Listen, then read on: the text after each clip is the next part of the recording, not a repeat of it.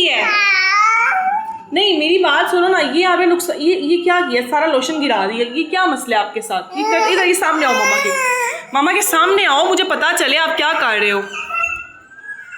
कि नाराज होने वाली इसमें अब कौन सी बात है? अच्छा ये देखो, अच्छा चुप चुप चुप, मामा के पास। ओह नो, ये क्या किया मेरे बेटे ने? कुछ नहीं होता, कुछ नहीं होता, कोई बात नहीं। मैं आपसे जस्ट पूछ रही हूँ मेरे बेटे ने क्या किया है। जी जी देखो जी, क्या किया मेरे बच्चा ने। मेरा बच्चा इतना गंदा बच्चा तो नहीं है मेरा बेटा। ओ देखो बाहर कौन आया, चेक करें बाहर कौन आया। देखिए सबको दिखाते हैं कि ये मेरे बेटे ने काम खराब कर दिया और उल्टा रो रो के दिखा रहा है मामा को। ये इतना गंदा बच्चा हो गया है, मामा की बिल्कुल बात नहीं मानता। क्यों नहीं मानते मामा की बात?